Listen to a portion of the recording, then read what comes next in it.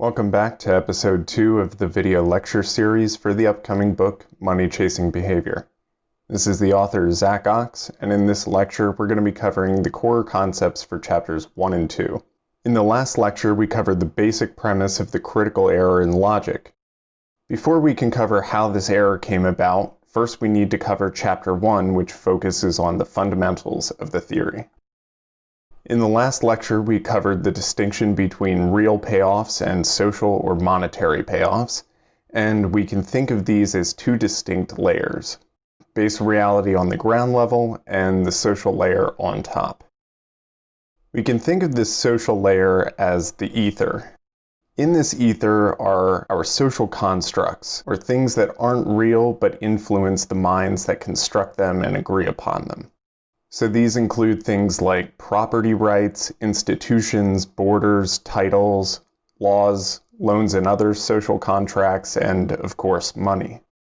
We'll return to the social layer in the next lecture when we add currency to the analysis, but first we need to understand how real wealth creation functions. In this layer are real things that pertain to real wealth. So what do we mean by wealth? Wealth is notoriously hard to define as we use the term in many incompatible ways. For instance, if we call money wealth, turning on the printers and doubling everyone's money is not going to double our wealth or the other forms of wealth that money purchases. For this theory and discussion, wealth has two criteria. One, wealth is something that would not exist if we didn't create it or bring it into existence. And as wealth clearly has something to do with well-being, two, the payoff of wealth is the benefit to us. For a contextual example, shoes would not exist if we didn't create them, and they provide positive benefit to us. But pollution would also not exist if we didn't create it, and we're worse off with pollution. So we can either say pollution is not wealth, or for calculation purposes we could call it negative wealth. And as you might have noticed, the use of wealth in this context means that natural wealth, as we currently label it, does not count, and we'll see why in a moment. This definition really just covers the technicalities. For the most part, wealth is exactly what we think of it as, and we can still break wealth into categories that we're used to. So let's simplify wealth into three overlapping categories. We have physical wealth, services, and information. All forms of wealth creation are going to follow the same laws, but we're going to predominantly focus on physical wealth, and this is simply because most people have a difficult time comprehending services and information. But once we understand physical, the other two are going to become much easier. Physical wealth creation requires two things: matter and manipulation. So matter is the stuff that wealth consists of, and manipulation is our ability to transform the matter into the proper arrangement. So let's take the example of building a table. Our matter is the wood and metal that comprise the table, and this matter goes by many classifications depending on the scope that we're viewing it from, like the environment or natural resources. Now we need to manipulate this matter into the end product, and the extent to which we can manipulate matter is limited by what we can do with our bodies and the extension of our bodily capacities with tools. As we'll notice, multi-step production will have one wealth output serve as the matter or materials for the next step, and we can stack these steps on top of each other, but we can always trace the process back to our environment. If we run out of a non-renewable resource, we can no longer create those items of wealth that require that resource. For the manipulation half of the equation, we have labor. Labor is our ability to change the world we live in. The extent to which each individual can manipulate the environment is what we can call our sphere of influence, or labor capacity. Technology is one way that we can extend or increase our sphere of influence, but this capacity also depends on our interactions with one another. For instance, a hermit, while capable of better or worse expenditures of labor, is only one person. They are limited in capacity because they can only accomplish so much on their own.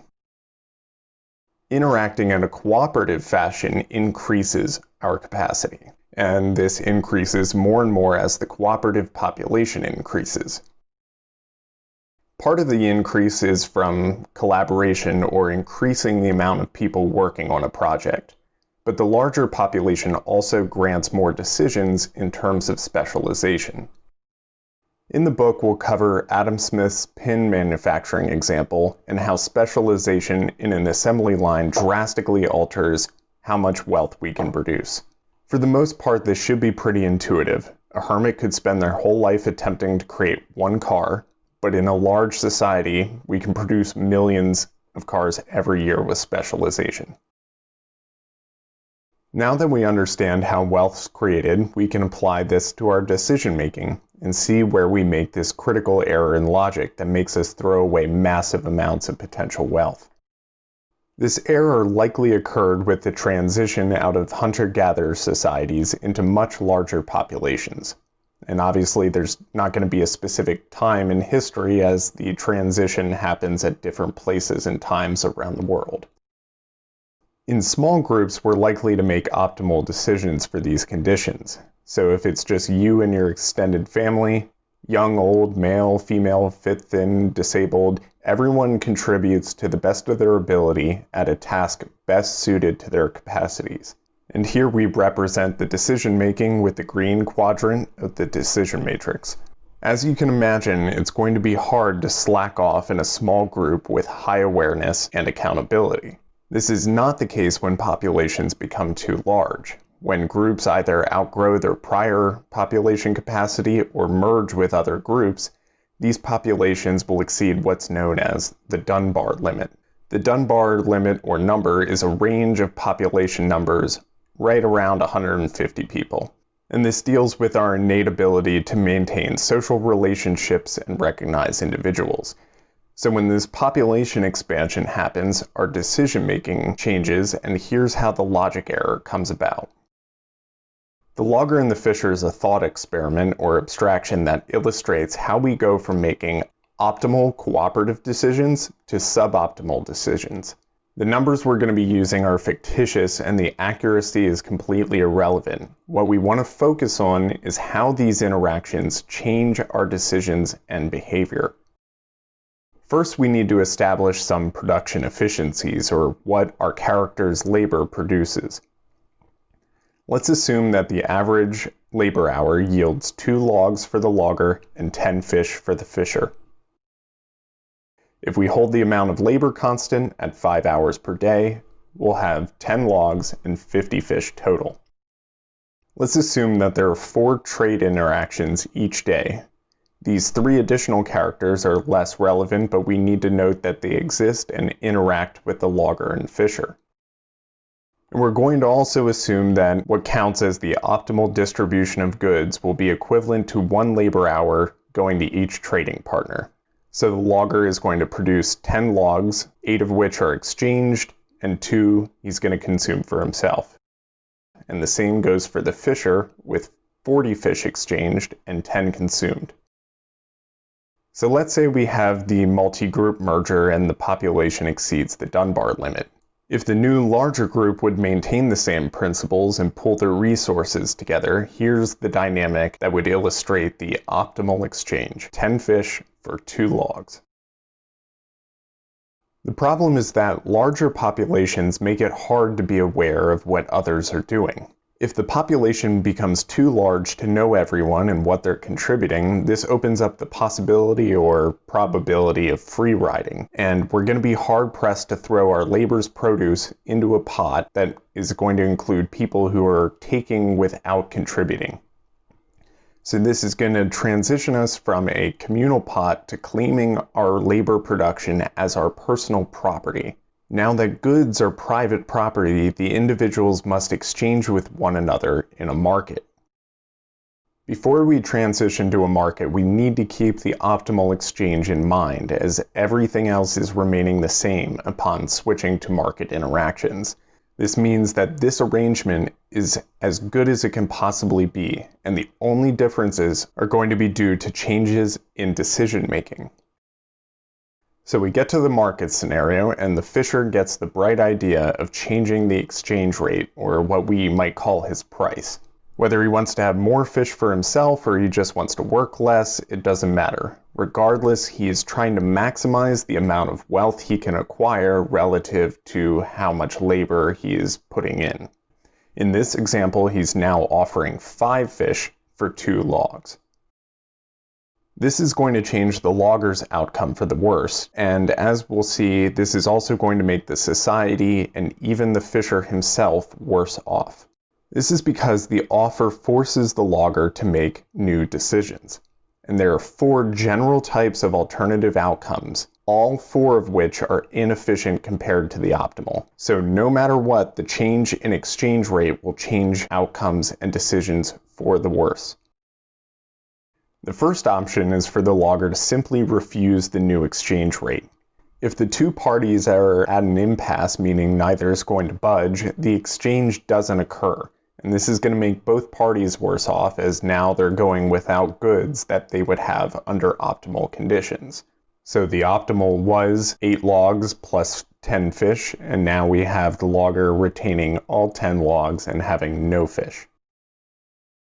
The second option is for the logger to accept the new exchange rate and change nothing else. Here his labor and production are exactly the same, but his wealth acquisition, or what we might call his standard of living, has decreased from 8 logs and 10 fish to 8 logs and 5 fish. The third option is where things start to get really bad. This scenario is roughly the same to option 2, but here the logger really wants to have 10 fish. If the logger goes back and exchanges another 2 logs for 5 fish, he can get back to 10 fish total, but now he only has 6 logs. At the end of a normal day, he'd have 4 logs, 2 for himself and 2 to exchange with the berry picker for 100 berries. By exchanging away 2 extra logs, he either won't have any logs for himself if he exchanges with the berry picker, or if he keeps the logs, he won't have any to exchange with the berry picker, leaving him with 0 berries. Now, the berry picker is worse off by having a less than optimal number of logs plus an excess of berries, and where the logger is worse off by having no berries. Anytime the third option occurs, this is going to create a rippling effect throughout the economy, because the first transaction is now impacting the third-party transactions and so on. So in terms of our berry picker, if the wood that she needs is incredibly important, she's either going to have to stop picking berries to chop wood herself, or travel a further distance to transact with another logger. Both are going to result in her being worse off than in the optimal balanced arrangement.